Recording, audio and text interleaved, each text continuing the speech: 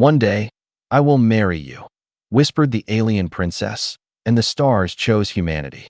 The night sky above the mountains looked endless. Stars burned like tiny fires, cold and far away. The snowfield below them glowed with a pale, ghostly light. Captain Kale dragged his feet through the deep snow. His ship had crashed hours ago. The smoke was already gone, swallowed by the wind. Now there was only silence, cold, and pain. His legs shook with every step. His hands were numb inside his gloves. The wind cut through his jacket like knives. His breath came out in short, harsh clouds. He stopped on a small rise and listened. The forest around him was dark and strange. Tall, black trees rose like blades against the sky. Between them, something moved. Soft rustles. A distant clicking sound. A whisper that did not belong to any world he knew. Kale's hand went to the side of his belt. His fingers found the grip of his blaster. The metal felt like ice. "Come on then," he muttered under his breath. "If you're out there, show yourself." The only answer was the wind. Then he saw it. A small light appeared in the distance, floating low above the snow. It was not harsh like a ship's beacon. It was soft, warm, and steady, like a tiny star that had dropped from the sky and forgotten how to go back up. Kale narrowed his eyes. It moved toward him, slowly, calmly. Not an animal, he thought. Not a drone. Too smooth, too alive. His heart began to pound. He took one step forward, then another. The snow crunched under his boots. As the light came closer, he saw a shape inside it. A child. She stood in the middle of the field, alone. She looked no more than 10 in human years. Her skin gave off a faint silver glow, as if starlight lived under it. Her eyes shone brighter than the sky behind her. On her head rested a small crown that caught every bit of light. Her dress flowed around her like moving water. Thin, soft, and not nearly warm enough for this kind of cold. Yet she did not shiver. Kale kept his blaster raised, but his finger did not tighten. She was just a kid. A strange, alien kid with a crown and glowing skin, but still a kid. The girl walked toward him with small, slow steps. Each step left a soft, shining print in the snow, like tiny stars melting into the ground. When she was close enough, she lifted her head and met his eyes. "When I grow up," she whispered, "I will marry you." Her voice was soft, but it carried over the wind like a clear bell. Kale froze. Of all the things he had expected an alien child to say, that was not on the list. He opened his mouth, then closed it again. No words came out. The girl tilted her head, as if this reaction made perfect sense to her. "I know it sounds strange," she said, "but the stars told me. They showed me you. They said you would protect me, and one day, you would stand at my side." Kale took a step back, boots sliding on the ice. "You don't even know me," he said slowly. Her silver glow dimmed a little. She looked past him, toward the dark trees. "I know enough," she whispered. "And they are coming." A deep rumble shook the ground under his feet. The trees shivered. Red lights flashed between the trunks, moving fast. Engines. Hunters. But they were not looking for him. Kale felt it at once. Whoever those things were, they were tracking her. "Who are they?" he asked, his voice low. "My uncle's soldiers," she said. Her hand trembled now. "He wants the throne. I am in his way. He wants me gone." Kale's stomach dropped. So this wasn't just a crash on a frozen world. This was a royal hunt. A child, a princess, running from her own blood. He knelt beside her, scanning the forest for cover. "We need to move," he said. His voice was steady now. The old captain's tone. The one that had carried men through battles. "Stay close to me." She nodded and slipped her small hand into his. Her palm was warm. Warmer than it should be. The moment their skin touched, a strange feeling flowed through him. Like a quiet current of power. All around them, tiny glowing insects rose from the snow. Like fireflies made of pure starlight, they swirled in the air. They seemed to follow her, turning when she turned, floating when she breathed. "Don't let them catch me," she whispered. "If they do, everything will be lost." Behind them, engines roared. Metal wings cut through the air. Shapes dropped from the sky, heavy and deadly. Kale tightened his grip on her hand. He had a choice. Run alone and maybe survive. Or stand between this alien child and an entire army that wanted her dead. The stars above watched in silence. Kale stood tall, pulling her slightly behind him. "Stay behind me, princess," he said. "If they want you, they go through me first." And somewhere in the dark, cold sky, something shifted. Fate. Captain Kale pulled the small princess behind a fallen log as the hunter's metal wings cut through the freezing air. Red lights flashed between the trees, sweeping back and forth like hungry eyes. The forest felt alive, dark trunks rising like ancient towers, branches whispering warnings through the wind. Princess Lyra pressed close to him, her silver glow dimming with fear. Tiny starfire insects gathered around her like worried guardians. "They will not stop," she whispered. "My uncle wants me gone forever." Kale glanced upward. Shadows drifted across the night sky, armored hunters scanning for heat and movement. He had seen elite soldiers before, but these creatures moved with frightening precision. "We're not staying out in the open," he said. "Come on." He guided her through a narrow gap between two frozen boulders. Snow fell in soft sheets as they moved deeper into the woods. Lyra's glowing footsteps faded fast, swallowed by the cold ground. Kale tried to think. He had no working ship, no comms, no backup. Protecting a royal child from a full-strike team should have been impossible. And yet, he felt something inside him. A pull. A strange certainty that he was meant to be here. Lyra tugged his sleeve. "They can smell fear," she whispered. "Do not let them see yours." Kale huffed softly. "Kid, if they could smell fear, I'd be glowing like a bonfire." Lyra blinked. Then, very faintly, smiled. It was gone a moment later. A hunter landed nearby, its wings snapping open like knives. Kale froze. The creature scanned the forest with red eyes that burned through the darkness. Lyra's hand slipped into his. A soft warmth spread from her skin into his arm, then deeper into his chest. Suddenly, the fireflies around them moved. They formed a swirling cloud, a shimmering wall of light. Kale watched in shock as the insects shifted, bending the shadows around them. Even his footprints blurred beneath the glow. A hunter walked past them, so close Kale could hear the hum of its armor. But it didn't turn. It didn't see them. Lyra let out a slow breath. "The sky spirits obey when I am calm. But I am tired." Kale nodded. "It bought us a minute. Let's use it." They hurried through the trees. Snow crunched under their boots, each step colder and heavier than the last. The forest stretched endlessly, a maze of ice and darkness. Then Kale saw something strange. Symbols were carved into the bark of an enormous frozen tree. Circles, lines, and star shapes glowing faintly silver. Lyra gasped softly. "This is an old path." "Old path?" Kale asked. "My ancestors made them. Only the royal line and the ones chosen by the stars can pass safely." Kale raised an eyebrow. "Am I chosen? Because I'm definitely not royalty." Lyra studied him with her bright eyes. "I think yes, you are." Before Kale could reply, the ground shook violently. Snow fell from the branches above. A loud metallic roar thundered through the forest. The hunters had found their trail again. Kale pulled Lyra forward. "Move." Red lights broke through the trees as hunters lunged from the shadows. Kale ducked, dragging Lyra behind a curtain of hanging ice. Laser bolts hissed through the air, melting holes in the snow. Lyra stumbled. Kale caught her arm and lifted her onto her feet again. "Don't stop," he said. "We're almost." A massive shape dropped from the trees behind them. A hunter, larger than the rest. Its wings were made of black metal, and its eyes burned like twin suns. It roared, charging forward.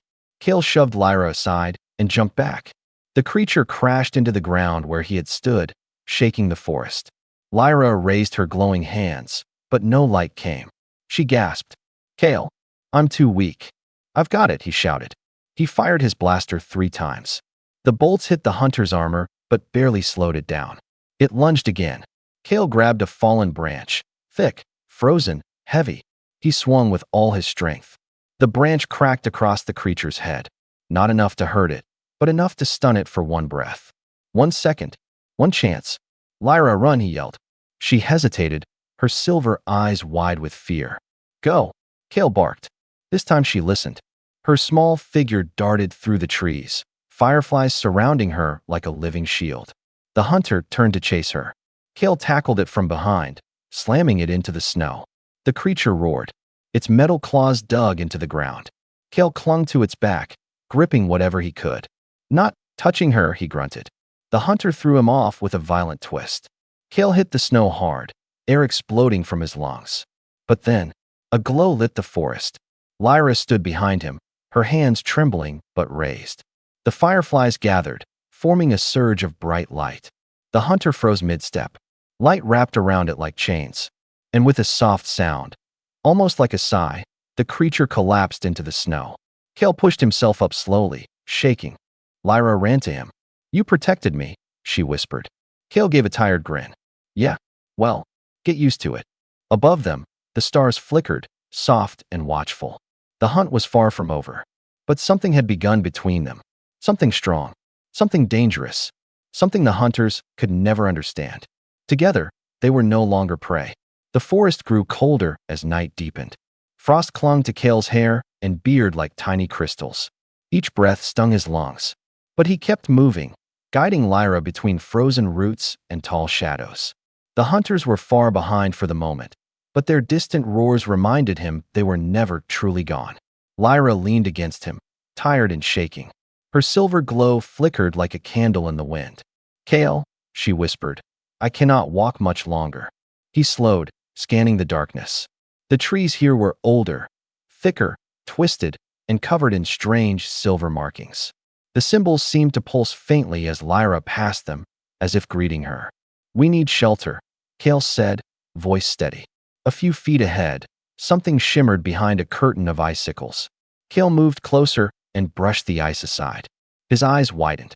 A cavern. Hidden behind the waterfall of frozen crystal, a narrow entrance led into a hollow space of light and silence.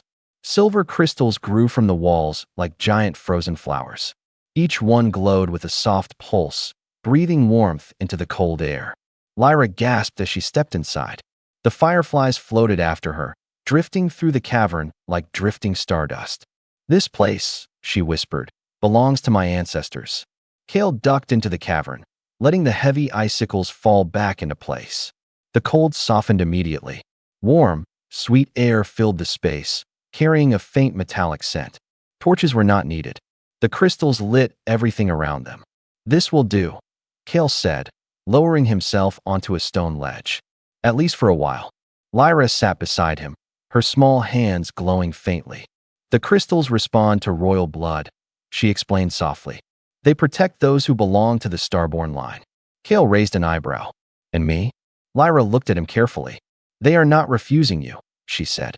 "That means something." He shrugged, though a strange warmth stirred in his chest. As Lyra rested, the fireflies gathered above them, swirling faster and faster. Kale watched them in silence until they formed shapes, circles, animals, star spirits from ancient legends. "It's like they are alive," he murmured. "They are," Lyra whispered. "They hear thoughts. They sense danger. They help the ones the stars choose." Kale chuckled. "You keep saying the stars chose me, but I was just in the wrong place at the wrong time." Lyra shook her head gently. "No, you were in the right place at the right moment. That is what the stars do." Kale sighed. He didn't believe in destiny. But then again, he had never seen glowing fireflies that could hide them from armored hunters either. A sudden tremor shook the cavern floor. Kale shot to his feet, blaster raised. The icicles outside rattled sharply. The walls hummed. Lyra gasped. "He found us." Kale's jaw tightened. Already, the cavern crystals dimmed and brightened, reacting to something outside. The fireflies fluttered nervously, their glow flickering. Kale moved to the entrance and pushed aside a thin sheet of icicles. Through the frozen curtain, he saw dark figures moving among the trees. Hunters. Their metal wings scraped against the branches as they approached. Their eyes shone with searching red light. "They're scanning the whole valley," Kale whispered. "They've locked onto your energy." Lyra stepped forward, fear tight in her voice. "If they enter this cavern, Kale, they will destroy everything. This place holds the power of my ancestors." "Then we keep them out," Kale said firmly. Lyra nodded but looked weak. Her glow flickered again. She leaned against the crystal wall for support. Kale placed a hand on her shoulder. "Save your strength." But she shook her head. "No, the cavern listens to me. I must call it." She knelt on the ground, placing both palms on the crystal floor. Her silver light grew, spreading through the stone like veins of living power. The cavern hummed louder. Crystals pulsed faster. The fireflies circled above, forming a spinning crown of light. Kale stepped back, watching in awe as the entire chamber awakened. Outside, the hunters hesitated, their armor vibrating with the strange energy flowing through the mountain. Lyra whispered ancient words. Her voice echoed with power and history. Then, a massive wave of light burst from the cavern walls. It shot outward, passing through the icicles, the trees, and into the forest. Every hunter hit by the wave staggered, engines sputtering. Their wings flickered. Their eyes dimmed. Some fell to their knees. Others collapsed completely. A few fled back into the forest, confused and disoriented. Kale let out a slow breath. You just saved us. Lyra sank to the floor, exhausted. No, we did. You protect me. I protect us. The stars guide both. Kale knelt beside her. Get some rest. I'll keep watch. She nodded weakly and leaned against him, small and fragile, but still glowing faintly. Outside, the forest went silent again. But in the shadows, one pair of glowing red eyes still watched the cavern. Vorik himself, and the cold fury in his gaze promised one thing. He would not stop until he had the princess, or until Kale fell. The next morning came slowly, as if the sun itself struggled to rise over the frozen mountains. The light slid across the cavern walls, making the crystals glow in soft gold. Kale stood near the entrance, watching the tree line with sharp eyes. Lyra slept curled beside a crystal pillar, her silver glow warm but faint. She looked peaceful, almost ordinary, yet the entire galaxy was hunting her. Kale tightened his gloves. They couldn't stay here. The hunters would regroup. Vorik would come. This cavern would not protect them twice. Lyra stirred, blinking up at him. Kale, is it safe? For now, he said.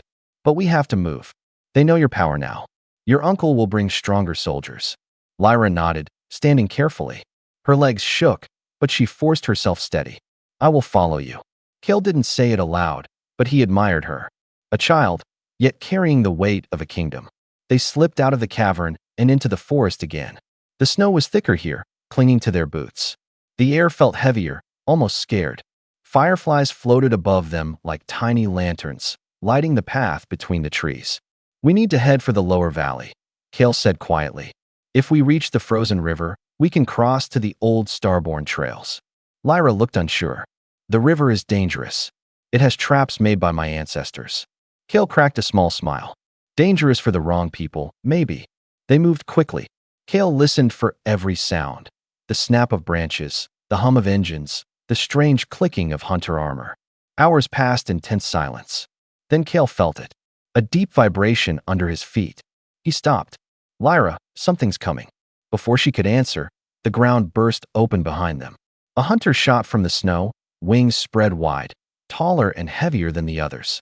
Its eyes blazed bright red, and its roar shook the air. Lyra gasped. It is a commander, one of my uncle's personal guards. Kale grabbed her hand. Move. They sprinted between the trees. The hunter crashed after them, tearing through trunks, exploding snow into the air. Kale pushed Lyra ahead, shielding her from flying ice. The forest narrowed, funneling them toward a sharp drop. Kale saw it too late. A cliff, a steep ravine, a frozen river roaring far below. Lyra stumbled at the edge. Kale grabbed her arm in time to stop her from falling. The hunter landed behind them with a thunderous crash. Snow flew everywhere as it raised its metal claws. Kale looked over the edge. The fall was long and deadly, but staying meant certain death. Lyra, he said calmly, do you trust me? Her silver eyes met his. She nodded without a second of doubt. Kale wrapped his arms around her and jumped. The wind tore past them. Lyra cried out, but held onto him tightly. Kale angled his body, trying to guide their fall. The ice rushed up fast, too fast. They hit the frozen river hard. The surface cracked beneath them, spiderweb lines spreading across the ice. Kale groaned. The air knocked from his lungs. Lyra trembled in his arms. The ice shook again. The hunter had followed them. It slammed onto the river like a meteor, cracking more ice. Water gurgled beneath the surface. Kale, Lyra cried. It will break. Kale pulled her up and ran across the cracking ice. Each step made the ground shake. The hunter chased after them, its heavy metal legs smashing through frozen patches. A thin sheet of ice gave way behind Kale's boots. Water splashed up, freezing instantly in the air. This way, Lyra shouted. Glowing symbols appeared beneath the ice, lines and circles that pulsed softly. The river is guiding us, she cried. Kale didn't question it. He followed the glowing path as the ice cracked violently behind them. The hunter lunged, but the river responded.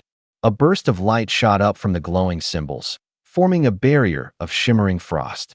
The hunter crashed into it. The ice surface shattered, and the beast plunged into the freezing water below. Its roar echoed through the valley before fading into silence. Kale stopped, gasping for air. Lyra stared at the glowing marks beneath them. The ancestors protected us. Kale looked at her. Or maybe they're protecting you. Lyra hesitated. No, I think they protected both of us. Kale opened his mouth to speak, but a new sound echoed through the valley. Engines. Many of them. Kale lifted Lyra into his arms again. We have to move. Your uncle is bringing more. They followed the glowing river trail toward a shadowy passage ahead. The hunters were closing in. But now Kale felt something burning inside him. Determination, strength, and something deeper. He wasn't protecting her because of duty. He was protecting her because something about her felt right.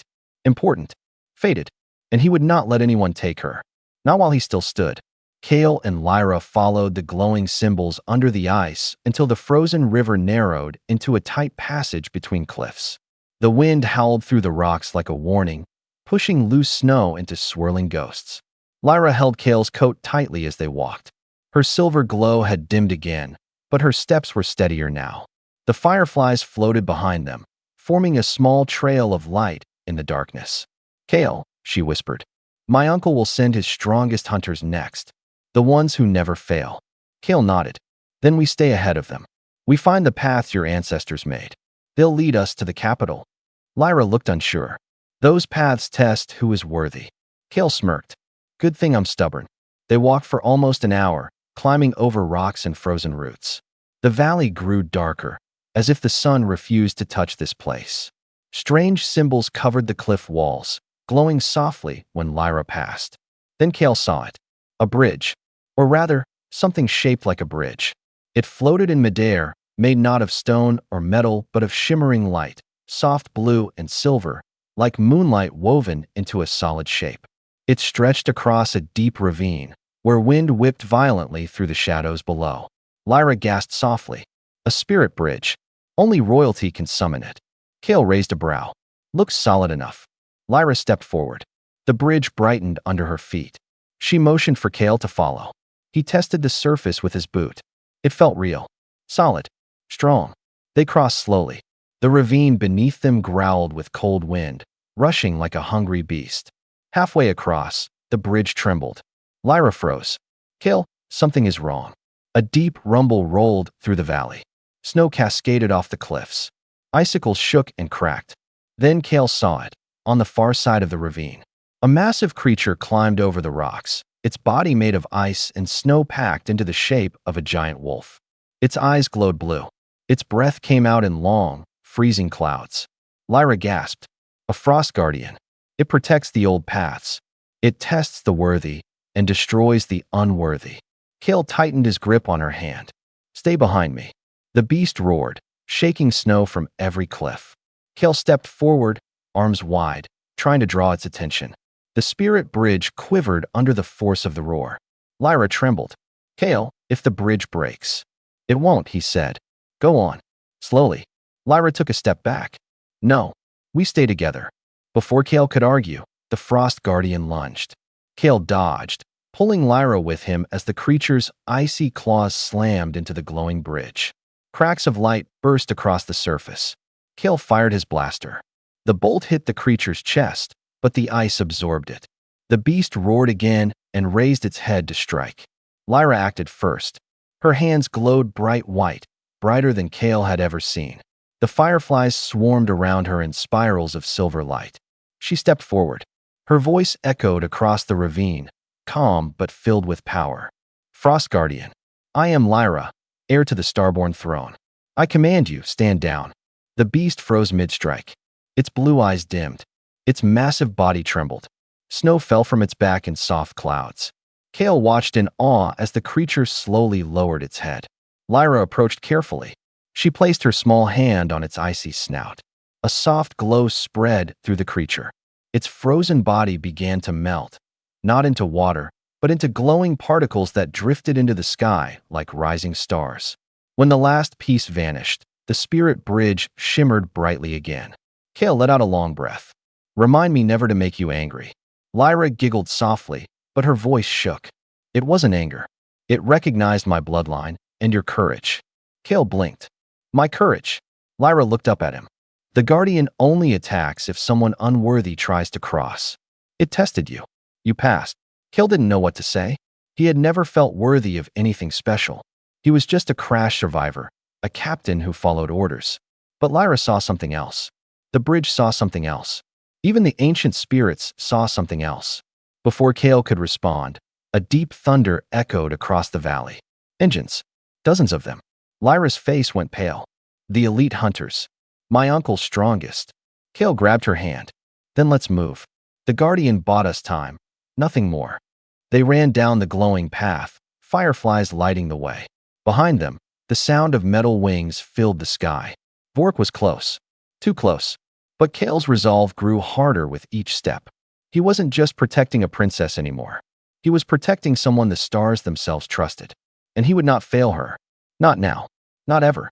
The glowing spirit bridge faded behind them as Kale and Lyra entered a narrow canyon leading toward the capital. The wind died. The forest sounds vanished. Even the fireflies grew quiet, as if sensing the weight of what lay ahead. Kale tightened his grip on his blaster. Lyra moved closer to him.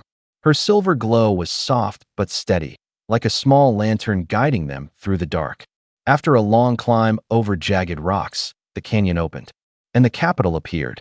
Tall towers of ice and silver metal stretched into the sky, built with ancient shapes Kale had never seen before. Bridges hung between buildings like threads of light. Snow-covered streets wound through the city like frozen rivers. But it was silent. Too silent. No lights in the windows. No guards at the gates. No voices. No life. Lyra's breath caught. He has taken everything. Kale scanned the rooftops. Vork wanted control. Silence is the first sign of fear. They stepped into the city. Their boots crunched on untouched snow. The wind carried no sound, only cold. Strange carvings decorated every wall, symbols of stars, crowns, and ancient alliances. Kale touched one instinctively. It pulsed faintly under his glove, as if recognizing Lyra's presence through him. He stepped back quickly. This place is watching us.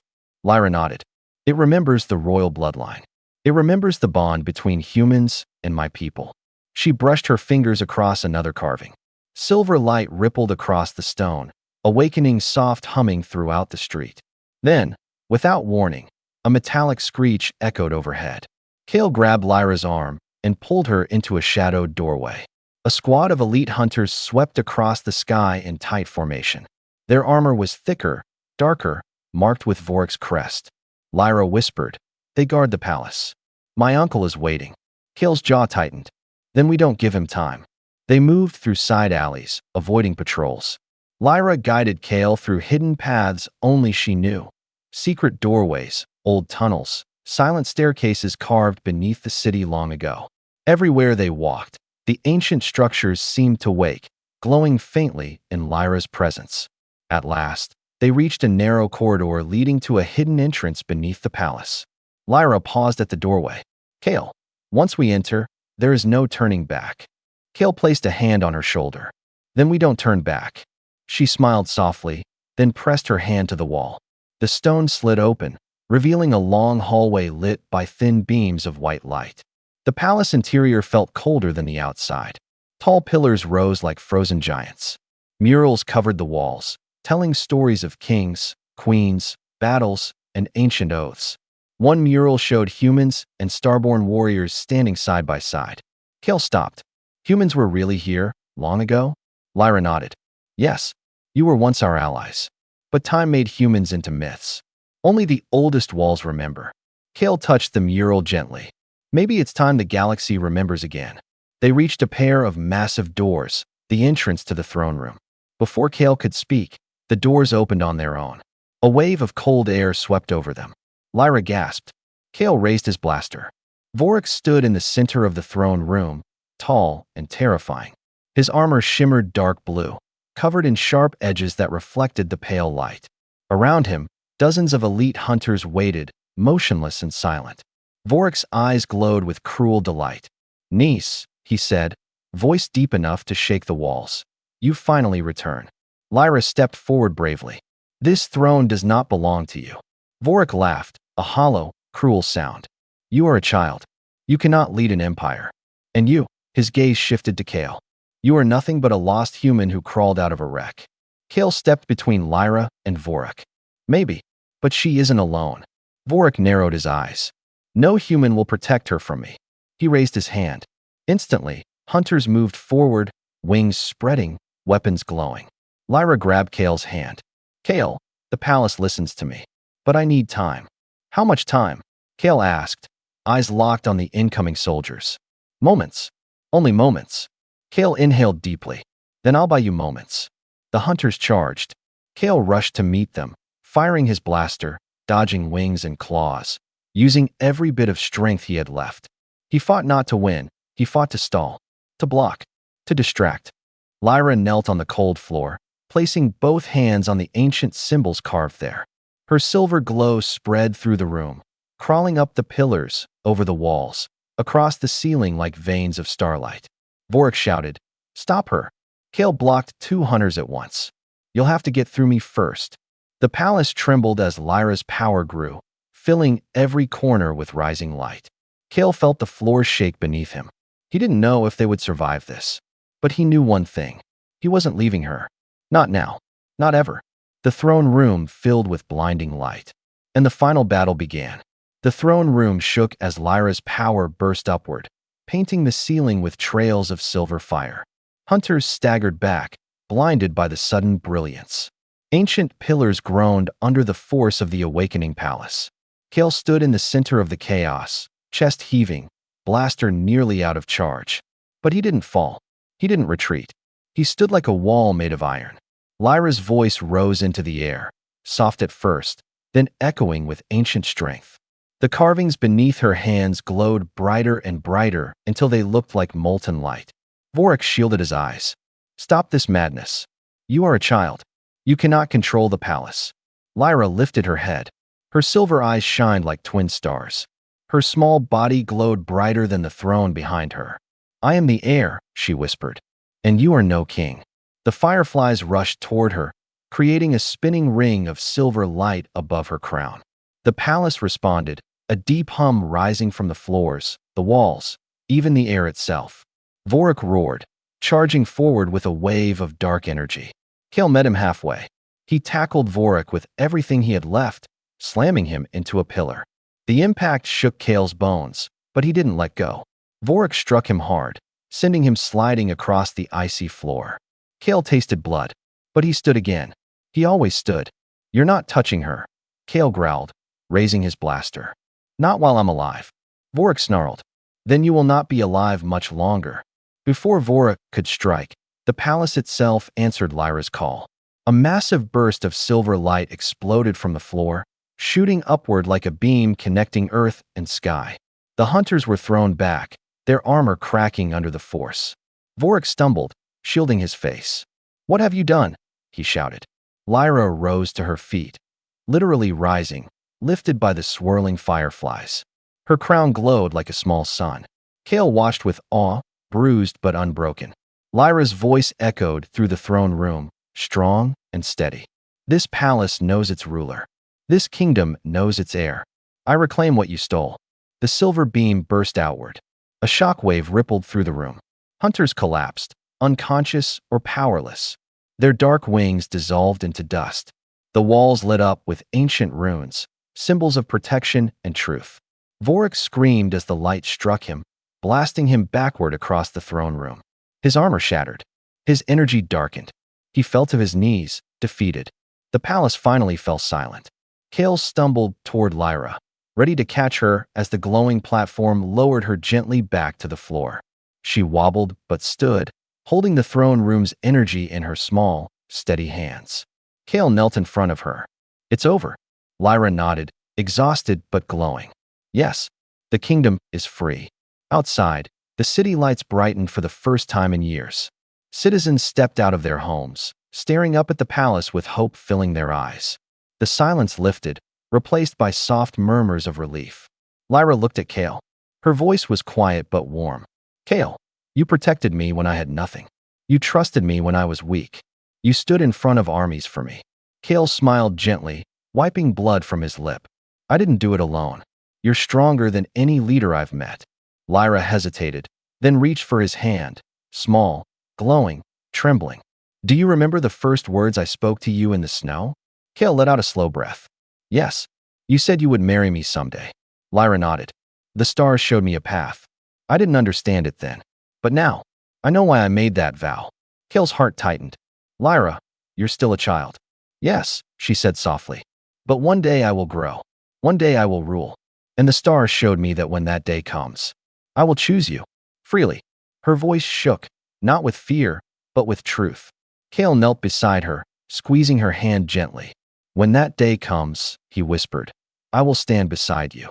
As your protector, as your friend, as whatever you need. Lyra smiled. A small, bright smile filled with starlight. The stars never lie. They brought you to me. They kept us alive. And they will guide us forward. Outside, the people of the Empire began to cheer, softly at first, then louder, rising through the valley like a wave of hope. Lyra turned toward the balcony. Kale followed her. Together they stepped into the cold morning air, watching the city awaken under the new dawn. Lyra held Kale's hand tightly. The vow she made under the stars had survived the hunt, the cold, the darkness, and the throne of shadows. And the promise between them, of loyalty, of courage, of destiny, was now stronger than ever. The Empire was safe. The princess had risen. And a human had earned a place in a legend that would be told for generations. Under the same stars where it began, their story opened into a new future.